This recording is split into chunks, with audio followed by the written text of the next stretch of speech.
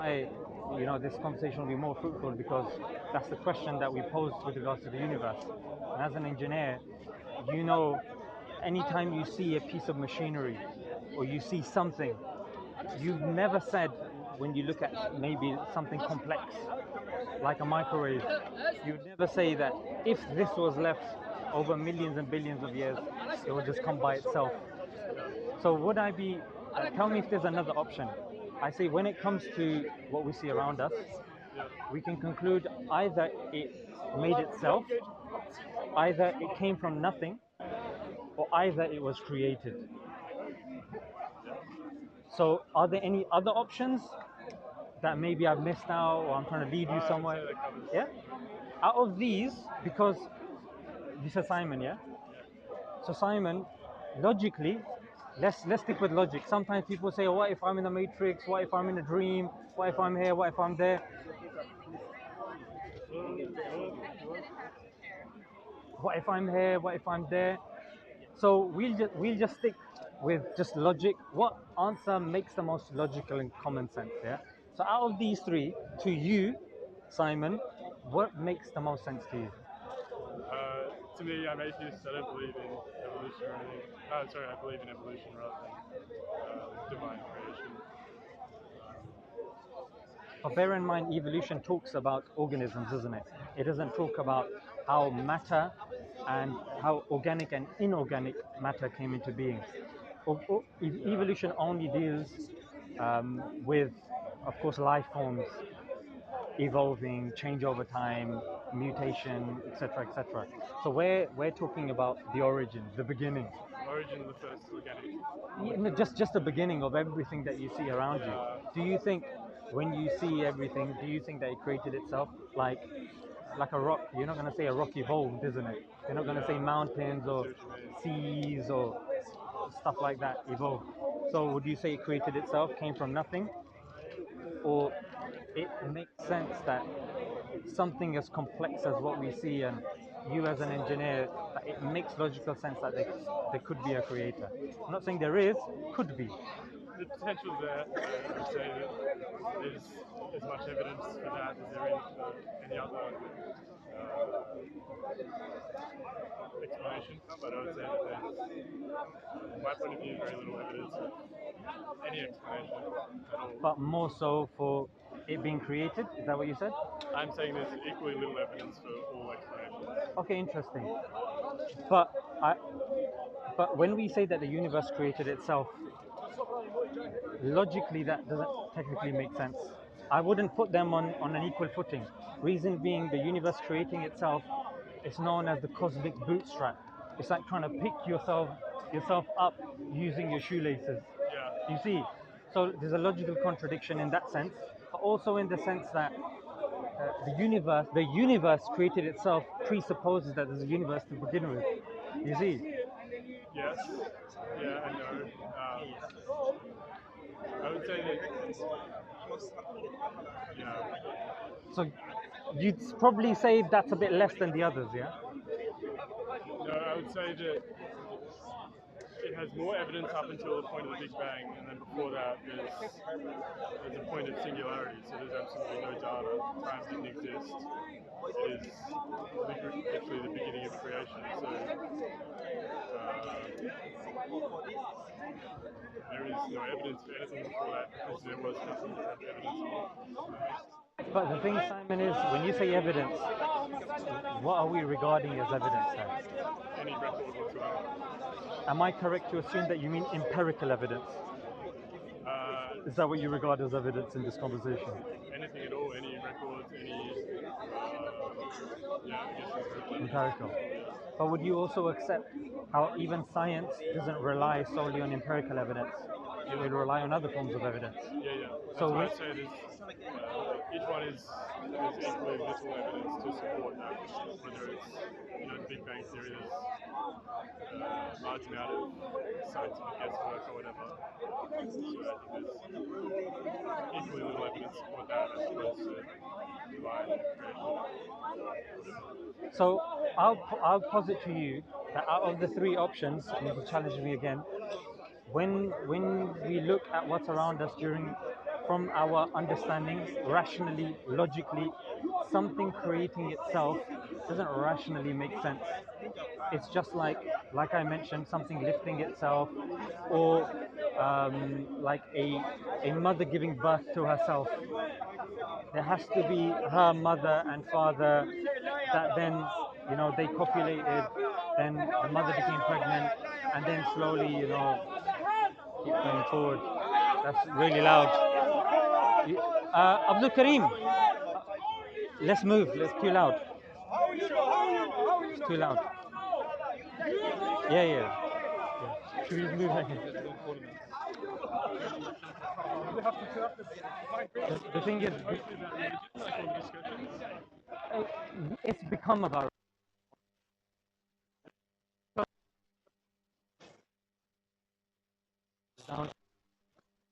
like, anytime somebody says, "Oh, the questions, where did we come from, or where did this, where's that?" Science, science deals with the how, and religion um, answers the why. So because it's not a realm of science, and when science does try to delve into it, it makes blunders, it makes mistakes, because obviously it's it's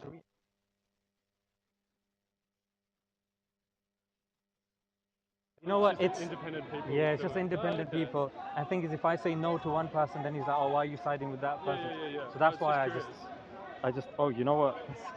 That is a lot. Yeah, no, it's just Yeah. slightly I'll probably have it would look cooler if I lined them all here. Yeah. But the thing is that if I do that, I think they interfere with each other, Yeah, and it just yeah. messes stuff up. So Simon, I guess what I'm saying is that generally speaking, when, for example, we get up in the morning, there's certain rationalities and logics. For example, for you to even get up in the morning and come to Speaker's Corner, you have to acknowledge and appreciate that there has to be a degree of uniformity, regularity, and stability in nature for us to even do science, for us to even go to work, come back from work, and for us to live a non-anxious existence, in the sense that, oh, Simon was walking down the street, a tree flew and turned into Queen Elizabeth. People started questioning, what's the Queen doing? Then Simon turned into the Loch Ness Monster. People said, yo, we found the Loch Ness Monster. And then suddenly Trump appeared out of nowhere, as if from a Pokeball. So it's ludicrous, it's ridiculous.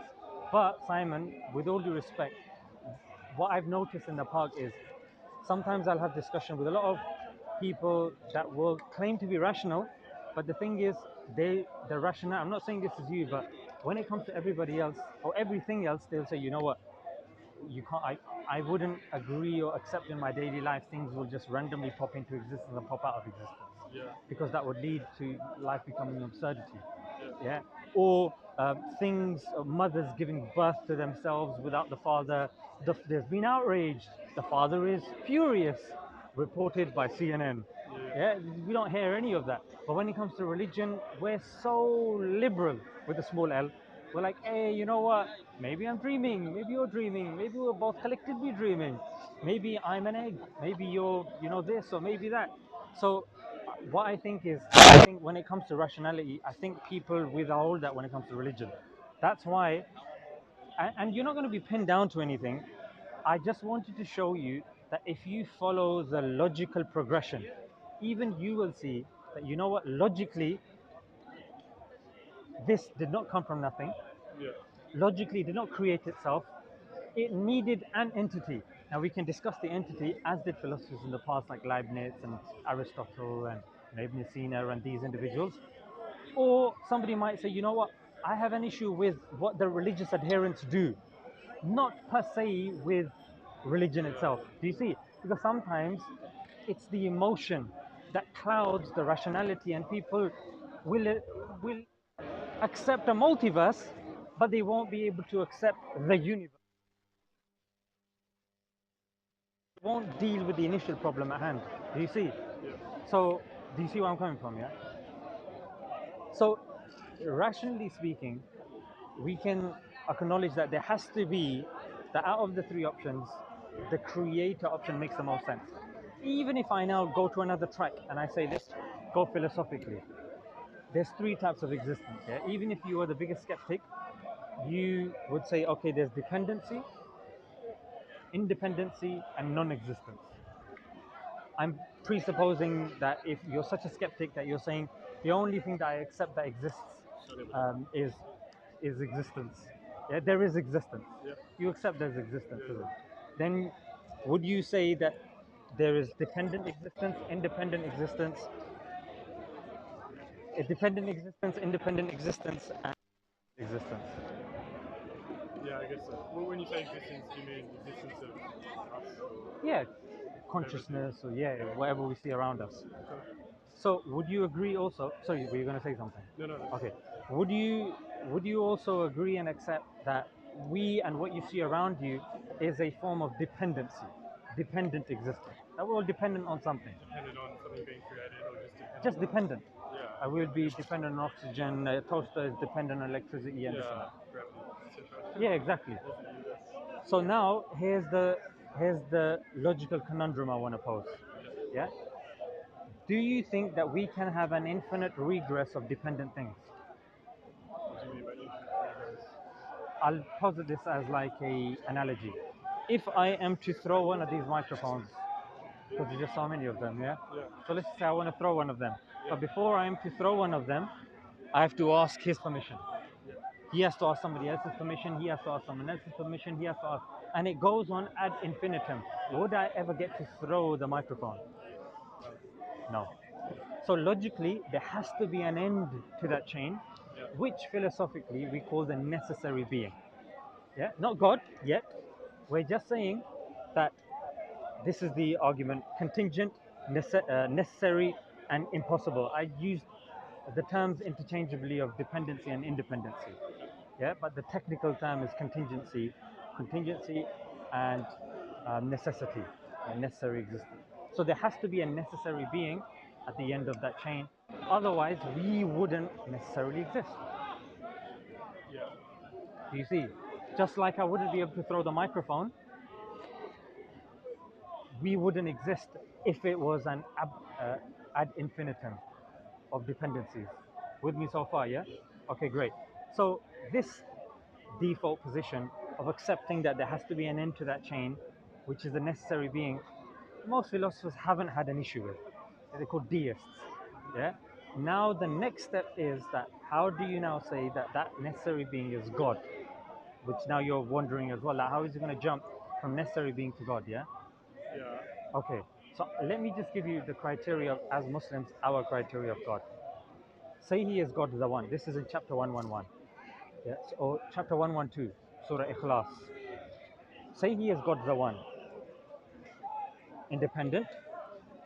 He does not beget nor is He begotten, and there's none like Him. That's our definition of a God. We don't believe that He is an old man with a beard, with a staff. We don't believe that He has a son that He sends down, that dies. We don't believe that He's a blue individual with four arms and daggers. Yeah. We don't accept or entertain that at all. Why? Because philosophically, rationally, in terms of inference, the best explanation, there has to be an end to that chain. The end to that chain has to be a necessary being, number one. Now, logically, that necessary being is independent because that the end to that chain. They have to have a will, because if they don't have a will, then they're contingent. They're not the end to that chain. They're a part of that chain. They have to have an immense amount of power, because power, by definition, if we say something or someone has power, power by definition you get from something else.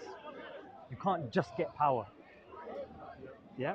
So these are, and then when we look at intelligence, because there's intelligence and complexity, that logically infers that the necessary being also has intelligence. So that, in a nutshell, is our definition, the Muslim definition of a God. How does that sound logically and rationally to you But to go from back how to I've looked at it? the dependence thing, you're Yeah. talking about dependence on my existence, it's dependent on Yes. my parents' existence, it's dependent on their grandparents' That's right. existence. Or even Or in you terms talking of about, oxygen, in terms of food, nutrients, yeah, all of these things are dependencies. yeah. And so when you say the base of all that tendency is The being, the necessary being, yeah. necessary being, isn't it equally logical that that being doesn't have to be a being as such, but a set of laws? Like gravitational attraction is a law, and it dictates that everything that happens within our universe. And there's entropy is a law. Everything becomes less ordered over time. Right. In general, nothing ever becomes more ordered. Interesting. A set of laws that define those tendencies. So everything relates back to those laws, which essentially defines the universe. And it doesn't explain sort of interdependencies of what came first anymore. It doesn't explain that part of your argument. It loses out there. But how would you refute that in terms of your beliefs? So you think forces, yeah? Yeah, in terms In of a nutshell. fundamental laws, kind of Fundamental laws. Right. How does that is that something that is at odds with your beliefs? Not necessarily. Would you say that those laws are below your necessary being, or how does that fit in with your worldview? Yeah, or my point, yeah. Yeah. So when it comes to forces, forces are descriptive and prescriptive. They're not creative. Yeah. Forces don't create anything. This was an argument posed by Stephen Hawking where he said the beginning of everything, it came from gravity. Gravity is the beginning of everything. But that doesn't necessarily make sense because gravity doesn't do anything. Gravity is a law that we use to describe and prescribe things. Yeah. For example, the law of arithmetic. That will never create money in my bank. Believe me, I've tried. It rather explains it. Yeah. Me working and doing something, that's the only thing that will put money in my bank, not the law itself. For example, the law of motion, which you've probably studied in engineering, there's someone playing snooker, pool, or billiards. The law of motion is not something that moves. That's what explains the ball moving, but it doesn't cause the ball to move. The cause of the ball to move is the individual hitting the cue. Yeah, that makes a lot of sense. Would you say that if the necessary being had its action at the start and then did nothing else for the rest of the time, would that explain? Would that be something that makes sense, or would that fit into your worldview, or do you think it's having a continuous effect? Yeah. So one of the criteria that we have for the necessary being, the characteristics, we believe that the necessary being is intelligent, and from intelligence comes wisdom. So I talked about intelligence. I said because of the complexity and everything that we see around us, but that also, I think wisdom is logical as well. That the necessary being is wise. Now, if we accept the necessary being to be wise, it's not wise to create something complex and entire systems and forces and everything and just leave it with no purpose and just let it waft in space like a cloud of smoke. Yeah. So that's our kind of perspective from a Muslim. And the reason why I wanted to kind of clarify our definition of God, because normally, Simon, you said, yeah? Normally, Simon, people don't necessarily have an issue with a supreme being or a supreme power, but it's how people interpret it. Like they'll say, oh no, he has a son, or that the sun came down, but then there's the eternal sin, or there's this God, the God of the sea, and this and that. That is something that causes issues. That's why I wanted to break it down into the fundamentals that we accept. Now from there, Simon, is there anything else that you say, maybe touch more upon this or that before I move on? Okay, so then a sign of wisdom, I was looking into this as well. How would you say is the best form of learning as human beings? What's the best instrument that we have and the most effective instrument that we have to learn, other than, of course, the faculties that we have, or to disseminate knowledge? So you're asking what the best format of The learning best, is? yeah, the best medium of disseminating knowledge. Uh, I guess practical experience, doing something for yourself. Would be, Okay. yeah.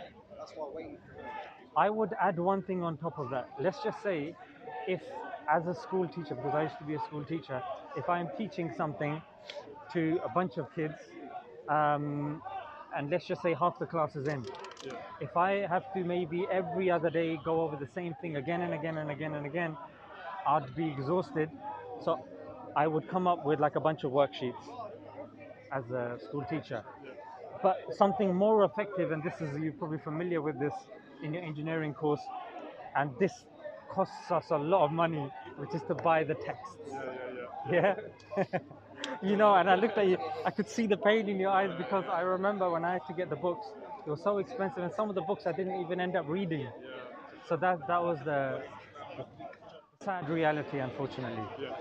So going on with this, that God is all wise, He's intelligent, and an intelligent being creating something with a purpose wants to disseminate, wants to pass on wisdom, knowledge, and the best way that I have come across is combination of oral and written. Because when it comes to written, it can be changed. As I'm going to posit, and I don't think any Christian has an issue with this, the Bible has many versions, but the Quran has one version. Yeah, there's no multiple versions because it's coupled with the written word and the oral tradition, which is there's a significant amount of Muslims as young as 6. It's within our tradition to memorize the Quran from beginning to end, to such a degree that if every single holy book was burnt today for some reason, the Quran would be the only one that would be written down word for word. That that's quite interesting, isn't it?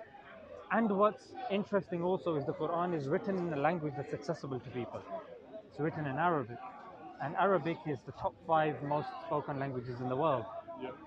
If you look at the Old Testament, that's written in Hebrew. Hebrew is not widely spoken. The New Testament um, is based on Jesus. Jesus spoke Aramaic. Aramaic is not a live language. The Vedas are written in Sanskrit. Sanskrit is not a live language. So if somebody claims that this is a book that's for humanity, for us to follow, even in these times, then it has to be something that's accessible, even objectively as well. And the Quran has manuscripts dated to the time of compilation, which none of the ancient religions claim. The Vedas don't claim that. The Old Testament and New Testament don't claim that as well. So if I'm saying and I'm making the claim that the Quran is the book till the day of judgment, yeah, for us to benefit from, and this holds the words of God, then surely God should be able to preserve it. Wouldn't that be one of your criteria for a holy book? Yeah, it makes sense, isn't it? Sometimes I ask, but I feel that we're on the same page. But feel free to just jump in and go, I wouldn't, I have a bit of an issue with that. If I'm going too fast, tell me to slow down a little bit, yeah? So the holy book, if somebody says, if you don't follow this holy book, the hellfire for you, I say, okay, how many versions is it? There's 5 different versions. How does that work out? It's from God. Yes, it's from God. Which version? I'm going to say my version. But with the Quran, even when you've got different sects, just the sects still accept the Quran. Yeah, it's the same book. And there's only one, unchanged.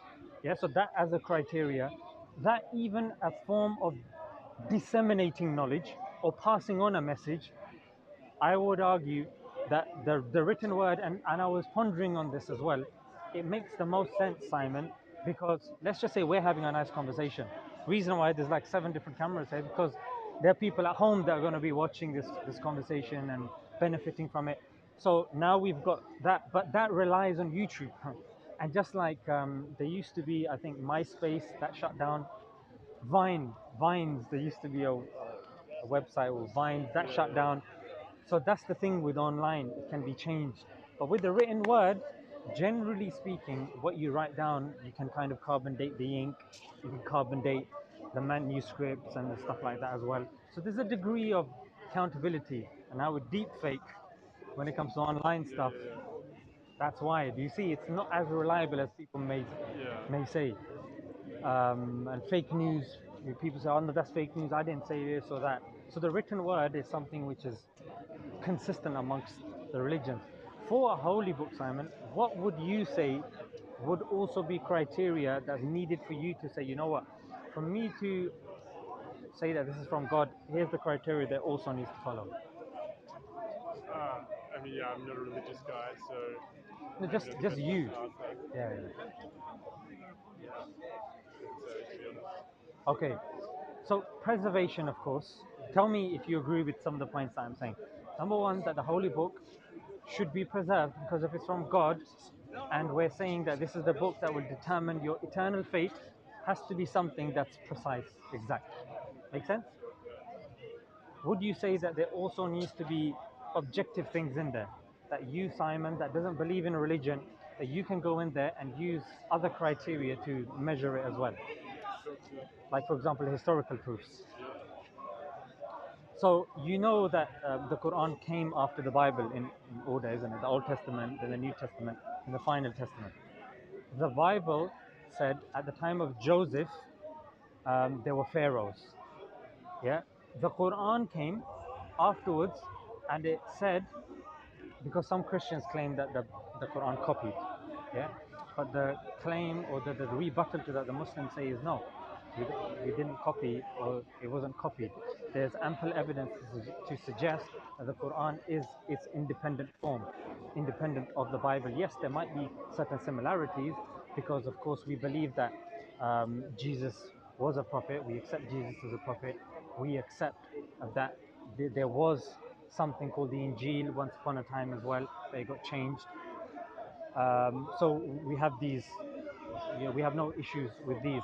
But the Quran said at the time of Joseph, there were kings, not pharaohs. It makes that distinction.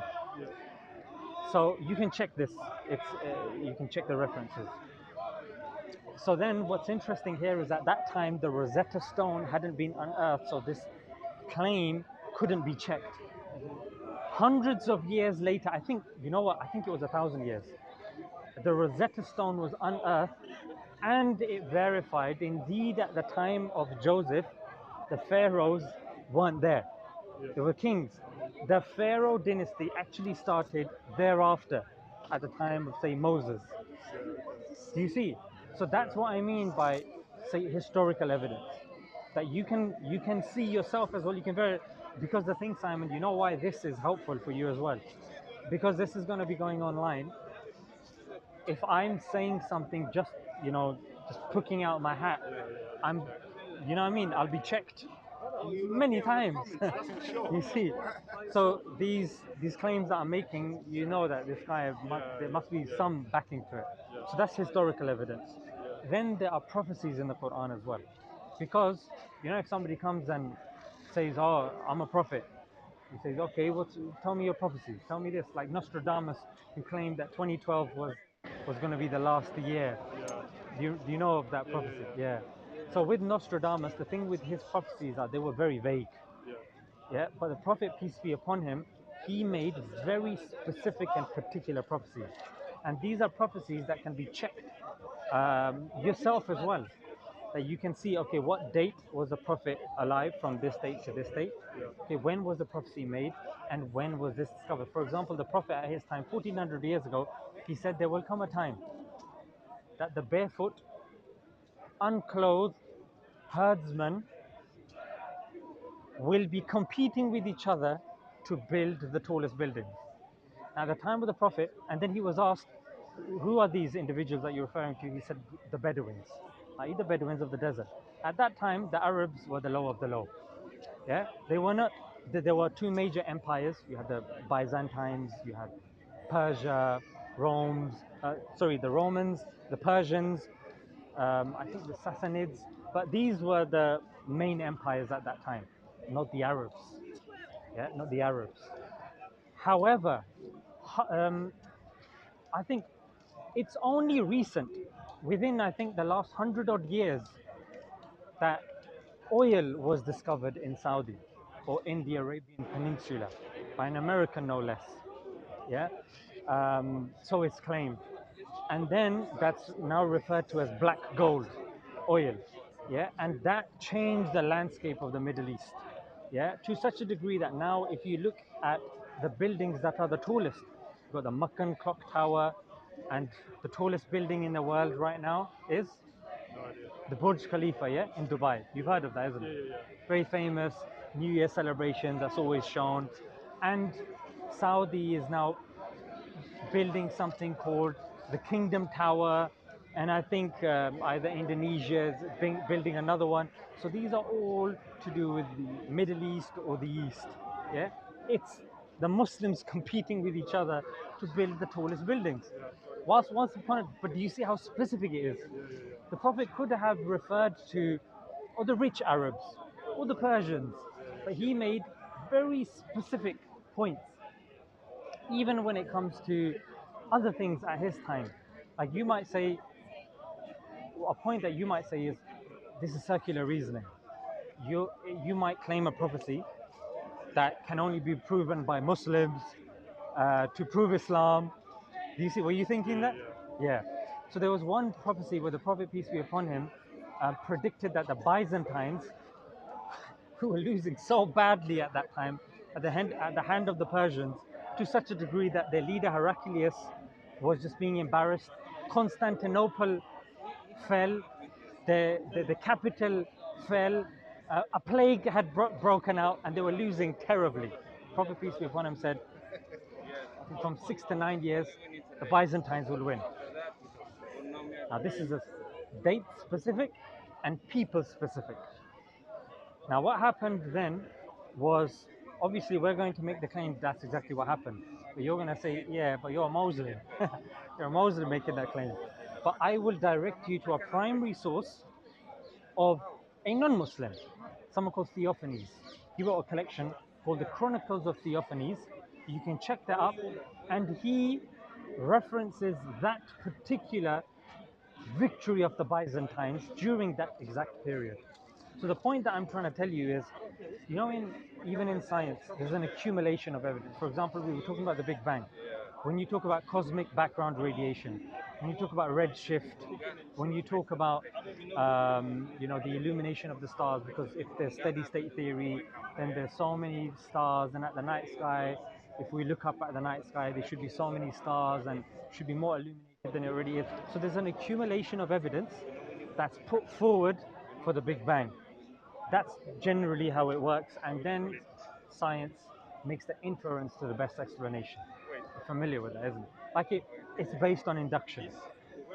In other words, if I'm conducting an experiment, I say, okay, here in the UK, in my area, I've seen swans. All swans are, I've seen like 1,000 swans. All swans are white that I've seen.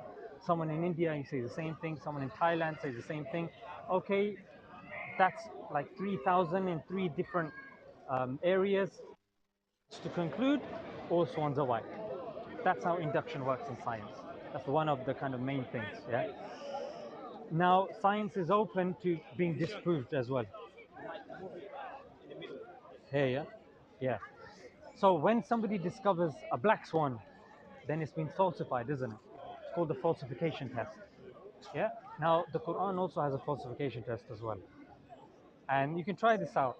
Yeah. The falsification test of the Quran, which is in line with empiricism, is that if there's a contradiction in it, then naturally it wouldn't be from God. If you believe it's from other than God, then there should be loads of contradictions in it. And now I'm standing in Speaker's Corner. Anybody can come and batter me over the head and say there's this contradiction, there's that contradiction. Have you come across such a big contradiction that people have said this is the end of Islam? This contradiction is so big that Islam has come, and seas of people leaving Islam because of a contradiction so bad. Have you come across something like that? No, I haven't studied it. Yeah. Otherwise, even sometimes when we're scrolling through TikTok, so, aha, we've caught the Muslims. You'd see loads of these videos, but you don't. Why? Because there's nothing that's been posited that is like the smoking gun. That was the word I'm looking for. The smoking gun contradiction.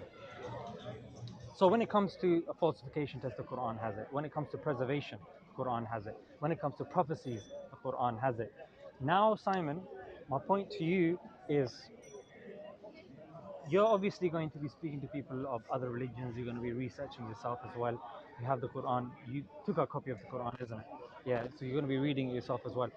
You know, when you're walking down the street or you're going here and there, is there any other religion that is so blasé about just dishing out free copies of the Quran left, right, and center?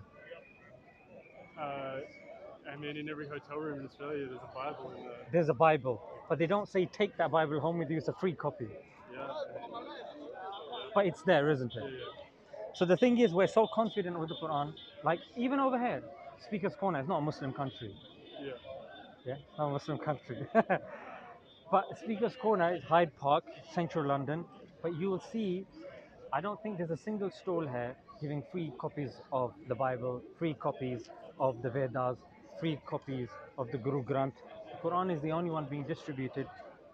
It shows like a certain ballsy nature. You know what? We're so confident. Take it. Take it. It's free. It's like people giving free samples of something. Yeah. Hey, take a free sample, and when you're taking it, I'm like, oh, he might not like it. You know what? Take this, mate, and take this as well, mate. They're like DJ Khaled says another one. Yeah, take this, mate. So it's so confident about our religious scripture. We take it, mate. Yeah. So this again, and even now you'll see, Simon, and I'm open to be proven wrong. The most relevant religion that's being discussed nowadays is Islam. When it comes to talking about moral issues, when it comes to talking about practical issues, when it comes to talking about political, economic issues, because as Muslims, I'll tell you, Islam came to preserve five things. Yeah, one, religion, i.e., monotheism. Islam is the claims to be the only religion that's purely out of the ancient religions that's purely monotheistic. The rest there'll be some aspect of non-monotheism in there. Next, Islam came to preserve life. That's why in the Quran there will be verses like you kill one individual unjustly, it's as if you have killed the whole of mankind. Yeah. Then intellect. Alcohol, nah, but I'm just having a knees up with the lads, you know. No, forbidden. But what a little sip, you know. No, forbidden. No, but bit of that, you know. You need a bit of that energy, that boot. No, none of that, mate. No, but what? They all do it Intellect. on the slide. They all do Intellect. it on the slide. Some people They do. don't do it on your face, but on the slide. Yeah, they yeah, yeah. do it. But the book doesn't say that though, innit? Yeah? Yeah. Yeah, you got me, you got me. So the book doesn't say that. He's right though, he's right. Some people will do that. And that's why I'm not here to defend Muslims. I'm here just talking about Islam. So intellect, it affects a person's intellect, like drinking and driving. Or somebody doing drugs, it impairs their senses when they're driving, when they're doing other things, they'll make poor judgments. Yeah, sometimes even in the city, they'll make bad investment choices. We're in the city now because they've been doing the old lines here and there, you know. So, intellect, Islam came to preserve intellect. Life, also, I mentioned, family, yeah, adultery, disloyalty in relationships is seen very seriously in Islam. Why? Because two people that are committed to each other, if that relationship is destroyed, it affects the children that are linked to that. Statistics tell us that a child who comes from a broken home is more likely to be obese, more likely to, abuse drugs, more likely to become a bane to society. Those people that are coming from that broken home, they're more likely to be bane for society as well.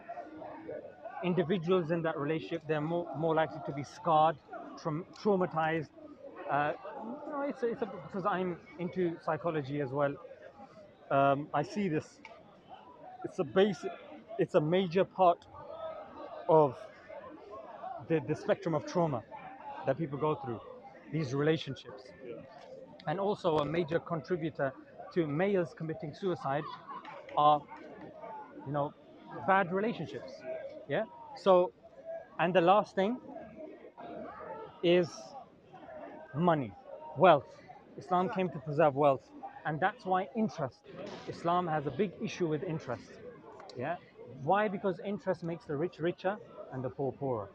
Now, naturally speaking, Islam's not going to be promoted by everybody because most of these things that I've mentioned, there are major industries: the alcohol industry, the gambling industry.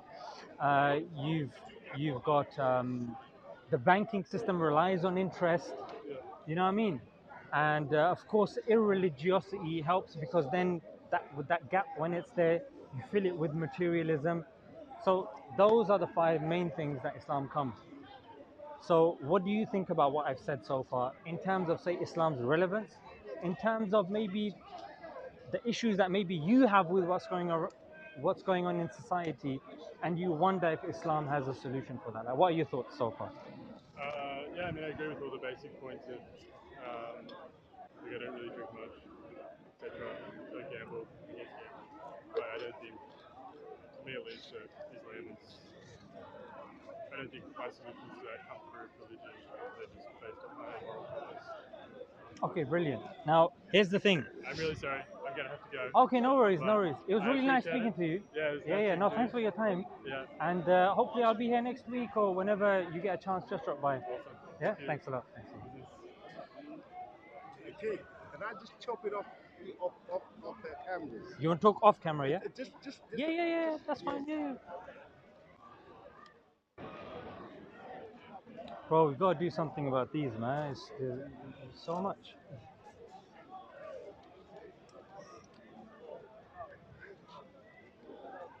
What some people do is like this. You got like a shoulder bag like this. No, but the thing is, they you just know. let people hang it. But it interferes, isn't it? Yeah, that's the thing, you know. You got one more. Doesn't want to ruin his Your one? suit, innit? Yeah. You know what I mean? It just spoils the whole thing, innit? The little black squares all over. You know what I mean? Like some people, they don't speak as corner. They see all this, they think I'm part of the mafia. What the shit, like? You know, they got that thing.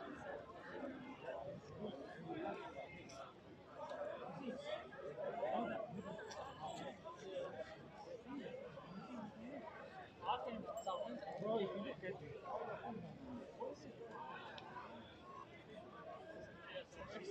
I don't know. I didn't ask. That's why they refuse.